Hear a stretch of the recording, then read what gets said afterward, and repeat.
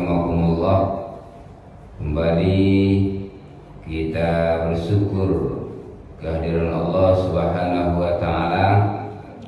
Sampai saat ini kita masih diberikan kesehatan, kesempatan dan kekuatan iman untuk bisa melangkahkan kaki, mengayunkan tangan untuk bisa menunaikan salat subuh berjamaah dalam rangka berubudiyah kepada Allah Subhanahu wa taala. Mudah-mudahan rangkaian ibadah yang kita lakukan ini diterima oleh Allah Subhanahu wa taala. Amin, amin ya rabbal alamin. Salawat beserta salam kita kirimkan buat baginda kita yakni Muhammad Rasulullah sallallahu alaihi wasallam. Allahumma salli ala Muhammad wa ala ali Muhammad. Bapak-bapak, ibu sedang jemaah subuh rahimakumullah. Kembali kita lanjutkan bahasan hadis yang ke-6 yang telah kita sampaikan minggu kemarin tentang halal dan haram. Kemudian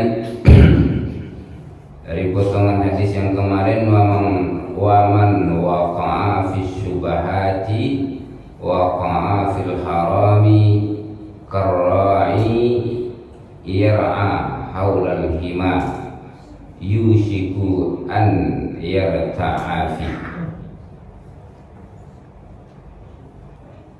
Orang-orang yang jatuh dalam perkara samar seperti jatuh ke dalam perkara yang haram, seperti pengembala yang mengembalakan dekat daerah terlarang. Sangat rawan suatu saat hewan gembalaannya pasti akan memasuki daerah terlarang. Dalam hadis ini diumpamakan tentang melakukan sesuatu yang syubhat atau memakan sesuatu yang samar, tidak jelas halal haramnya, seperti diibaratkan seseorang yang mengembalakan ternaknya di daerah larangan atau mengembalakan ternaknya di dekat kalau di kampung peparak laki para padi orang atau para jagung orang. Jikalau ternaknya agak banyak, tentu terkicau orang punya ternak tu, dimakannya jagung orang, dimakannya padi orang. Kalau ternak awak memakan tanaman orang, tentu hukumnya kita mengganti.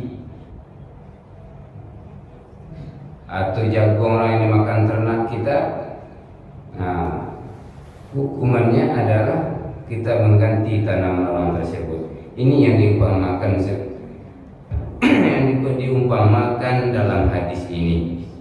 Begitu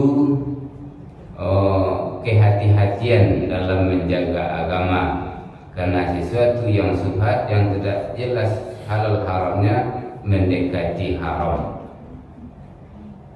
Maka ala wa inna likulli malikin hima, ala wa inna himallahu ma harimu. Maka setiap raja ada himanya. Dalam hadis ini hima artinya daerah terlarang. Kalau seorang penguasa, seorang raja, dia mempunyai daerah terlarang. Kalau seperti zaman dahulu ada daerah untuk mengembala kuda, untuk palapihan kuda-kuda raja, tak boleh masuk ke dalam. Begitu juga Allah juga punya hima, punya larang-larangan. Apa larangan Allah itu? Yaitu muharrim, apa-apa yang telah diharamkan oleh Allah. Maka kita sebagai seorang yang beriman telah disampaikan oleh guru kita dan guru kemarin, sesuatu yang haram itu berniat saja kita tidak boleh, apalagi untuk melakukannya. Artinya tidak boleh mendekati sesuatu yang haram. Itu adalah himanya, larangan Allah, batasnya. Jadi kalau kita masuk kepada daerah terlarang atau mendekati bermain di daerah terlarang itu, nanti kita akan terjerumus kepada sesuatu yang dilarang itu. Ini maksud dari hadis. Maka kita disuruh untuk sangat berhati-hati tentang menjaga yang halal dan yang haram ini. Dia akan berpengaruh kepada hati sang pelaku. Maka hadis ini sambungan hadisnya adalah ala wa inna fi jasadi mudghah idza salahat salahal jasadu kullu wa idza fasadat fasajadu kullu ala wahiyal qalbu. Ini populer sekali potongan hadis ini. Ketahuilah, di dalam suatu tubuh ada segumpal daging. Jikalau daging ini bagus, maka baguslah seluruh tubuh. Tetapi jikalau segumpal daging ini buruk, jelek, maka jeleklah seluruh tubuh. Ala wahiyal qalbu. Tak lain dan tak bukan adalah yang segumpal daging itu adalah hati. Ini yang dimaksud. Maka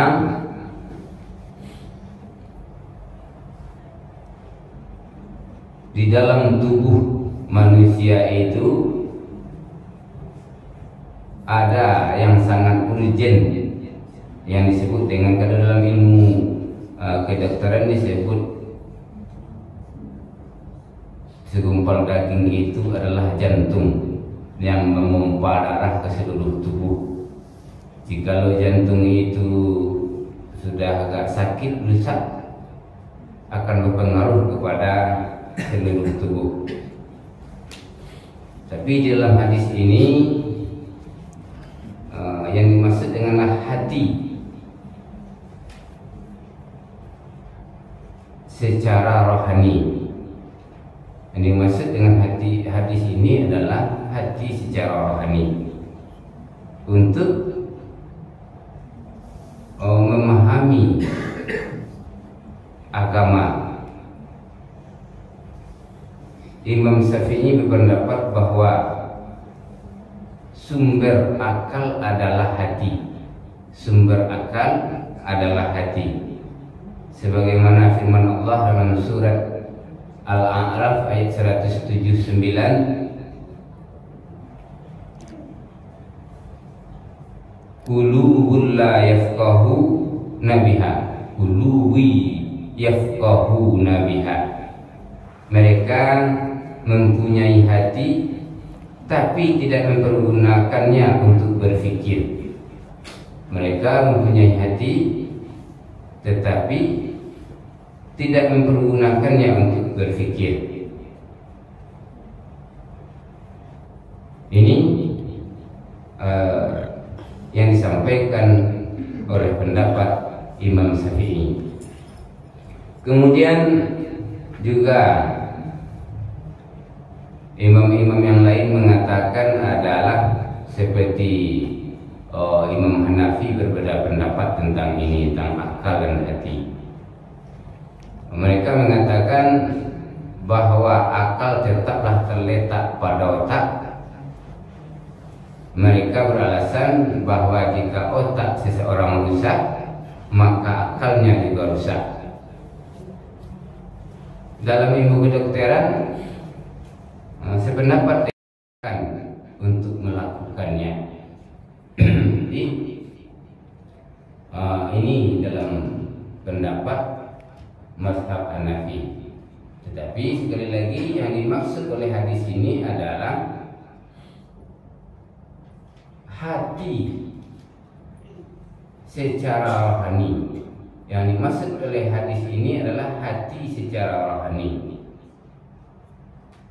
Bagaimana kita mengolah hati secara rohani, itu yang dituntut oleh hadis ini adalah kebersihan jiwa. Kebersihan jiwa, kebersihan hati. Menurut Ibnu Halkin ada beberapa cara untuk membersihkan. Yang ketiga, memperbanyak berdoa di penghujung malam. Itu cara membersihkan hati. Yang keempat, bergaul dengan orang-orang yang soleh. Kemudian yang keenam adalah memakan yang halal lagi baik. Inilah yang dimaksud hadis yang sangat riskan tadi. Yang makan yang halal lagi baik. Karena apa yang kita makan akan menjadi darah dan daging dalam tubuh kita. Apabila kita memakan sesuatu yang haram, maka dia akan menghalangi yang baik yang akan masuk ke dalam hati kita. Jikalau kita memakan sesuatu yang haram, maka hati kita akan tertutup olehnya. Khatamallahu ala qulubihim wa ala, dan penglihatan kita tidak mau menerima yang benar. Wa ala absarihim, dan pendengaran kita pun akan ditutupi oleh sesuatu yang haram, maka tidak mau dia menerima yang baik. Ini yang disampaikan oleh Ibnu Akil tentang cara-cara membersihkan hati, mentadabburi Al-Quran, memperbanyak puasa, artinya puasa sunat, Senin Kamis, puasa Nabi Daud, dan sekarang sebagian kita melakukan puasa 10 hari Dzulhijjah sampai tanggal 9 Zulhijjah, yang diakhiri nanti dengan puasa Arafah. Kemudian memperbanyak berdoa di penghujung malam. Kemudian kita cari kawan-kawan yang bisa mendukung ibadah kita. Kita cari kawan yang memungkinkan, memotivasi kita untuk beribadah, mendekatkan diri kepada Allah Subhanahu wa taala.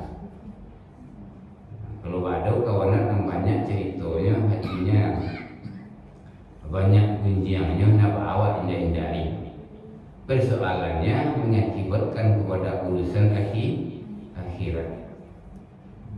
Ini menyangkut masalah hati. Kemudian kita berusaha untuk memakan sesuatu yang halal lagi baik. Kita sangat berhati-hati tentang makanan ini, akan berpengaruh kepada hati dan pikiran kita. Apabila kita memakan sesuatu yang haram, maka keluarnya akan haram. Apabila kita memakan sesuatu yang subhat, keluarnya juga akan subhat.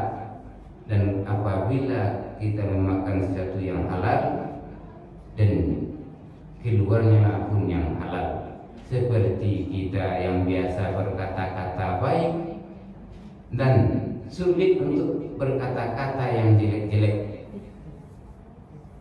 Begitu pula sebaliknya, apabila kita sering dan biasa berkata-kata jelek dan buruk, akan sulit untuk berubah,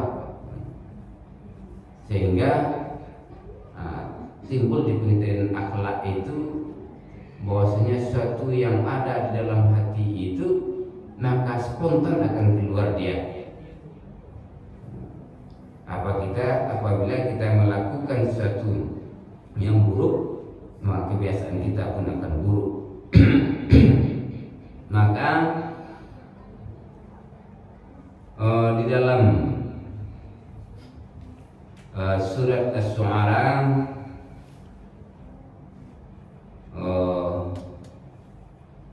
ayat 88,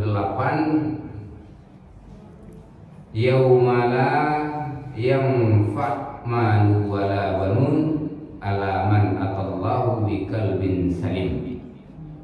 Maka Allah berfirman pada dalam surat Asy-Syu'ara, pada hari yang anak dan harta tidak membawa manfaat kecuali orang-orang yang datang dengan hati yang baik. Maka kita pada hidup di dunia ini untuk bisa mengolah, melatih diri kita menjadi hati yang baik, hati yang salim, supaya bisa menghadap kepada Allah, menjadi hati yang baik dan bersih menghadap Allah Subhanahu wa Ta'ala.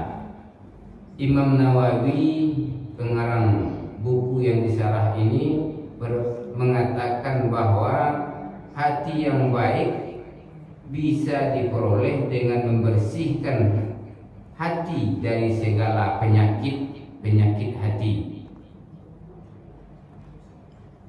Rupanya hati ini ada pula yang sakit, fi qulubihim maradun fazadahumullahu marada.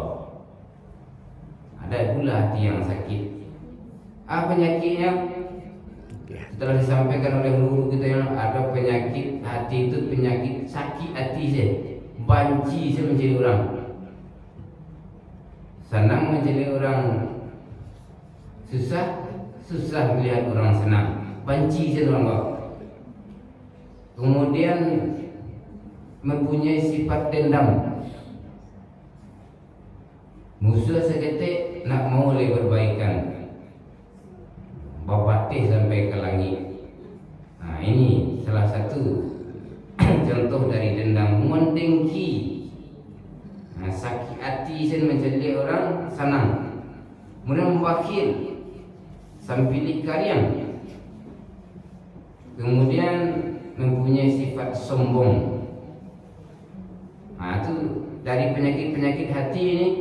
Kemudian ria, yang tidak tahu ria ke bapak ibu, tidak tahu si ibadah ini entah karena Allah, entah karena Allah saja dia. Itu di hati kita letaknya. Inginkah kita dipuji orang? Nah, itu di hati awak. Mau dikatakanlah rajin ke masjid. Nah, itu ini sakit saja tuh. Kalau ada terbetik itu ria namanya. Tidak karena Allah lain, arti nilainya di sisi Allah nak ada lah karena yang lain. Kemudian tamak, sum'ah, curang, dan banyak yang lainnya. Ini adalah penyakit-penyakit hati yang disebutkan oleh Imam Nawawi. Nah, ini di antara banyak itu lain ada waktu. Ada dangki, ada sembilik kalian, ada dendam. Ini salah satu yang disebutkan dalam penyakit-penyakit hati. Maka jikalau mau hati kita sehat, kita jauhkan dari hal-hal ini. Kita usahakan tidak ada penyakit-penyakit yang disebutkan tadi dalam hati awak, supaya hati kita bersih, biqalbin salim, kembali kepada Allah dengan hati yang bersih dan tenang. Maka inilah yang dimaksud. Maka hadis ini digandeng dengan yang telah kita sebutkan tadi, halal dan haram sangat erat hubungannya dengan hati. Karena sesuatu yang kita konsumsi akan menjadi darah dan daging dalam tubuh kita. Maka sesuatu yang kita makan, yang dimaksud oleh hadis ini, sangat berhati-hatilah tentang halal dan haram ini. Mudah-mudahan kita bisa menjaga hati kita untuk selalu ingat kepada Allah. Takut kita jikalau hati kita susah payah untuk ingat Allah. Tatalu mak anak tak baca doa itu. Ini masuk pada akhlak. Kalau hati jauh dengan Allah, jarang dengan Allah, dan keluar hampir sentiang. Itu salah satunya. Membaca cawi sudah. Tapi jika hatinya dekat dengan Allah, dia akan mengucap Astaghfirullah, diingatkan saya oleh Allah. Itu salah satu contoh yang ringannya. Mudah-mudahan hati kita selalu dijaga oleh Allah, dan kita pun berdoa kepada Allah, ya Allah, tetapkanlah hatiku dalam agamamu, dan bahwasanya Engkaulah yang maha membolak-balikkan hati, dan tetapkanlah hatiku dalam agamamu, dan kuatkanlah hatiku untuk mengikuti segala apa yang diperintahkan dalam agamamu. Maka oleh sebab itu kita pun sebagai manusia berusaha untuk memperbaiki hati kita ini. Dengan salah satunya tadi menjauhkan dari sesuatu yang haram dan subhat. Mungkin dah habis waktu 15 menit, terlebih dan terkurang saya mohon maaf. Billahi taufiq hidayah. Assalamualaikum warahmatullahi wabarakatuh.